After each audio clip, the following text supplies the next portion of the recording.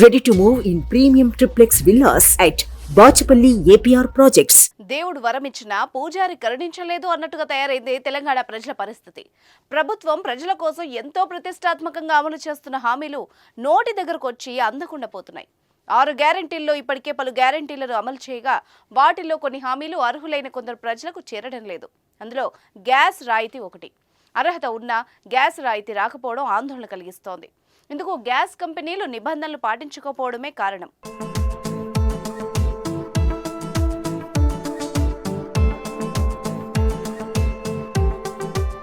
రెండు 2023 చివరిలో జరిగిన తెలంగాణ అసెంబ్లీ ఎన్నికల్లో కాంగ్రెస్ పార్టీ 6 గ్యారెంటీలను ప్రకటించింది.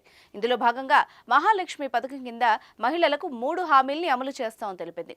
అందులో భాగంగా మహిళలకు ప్రతి నెల 2,500 రూపాయల నగదు, 500 రూపాయలకి గ్యాస్ సిలిండర్, ఆర్టీసీ బస్సులో ఉచిత ప్రయాణం కల్పిస్తామని మేనిఫెస్టోలో పేర్కొంది.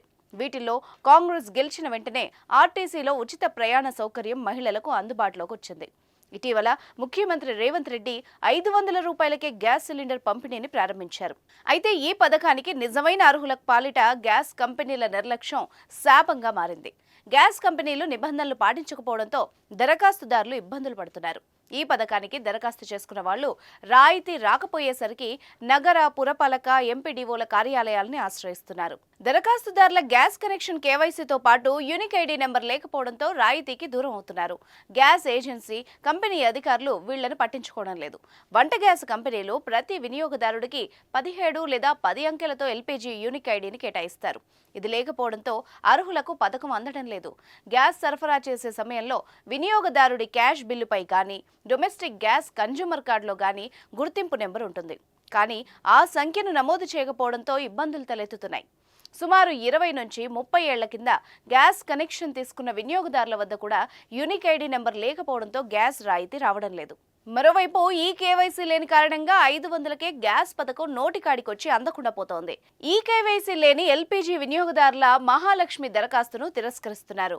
గ్యాస్ ఏజెన్సీలు, డెలివరీ బాయ్ల సహాయంతో ఇంటి వద్దే ఈ కేవైసీ సేకరిస్తామని చెప్పారు. కానీ ఇప్పటి వరకు ప్రారంభమైతే కాలేదు. దీంతో వినియోగదారులు ఏజెన్సీలకు పరిగెత్తుతున్నారు. తీరా అక్కడికి వెళ్తే ఆధార్ అనుసంధానం లేదని, కుటుంబ సభ్యుల్లో మరొకరి ఆధార్తో అనుసంధానమై ఉందని చెప్పడం వాళ్లను నిరాశకు గురి చేస్తోంది. కొత్త ఆధార్ అప్లోడ్ చేయడానికి మరింత సమయం పట్టడంతో నిజమైన అర్హులు నష్టపోతున్నారు. ఈ సమస్యలపై ప్రభుత్వం దృష్టి పెట్టాలని కోరుతున్నారు.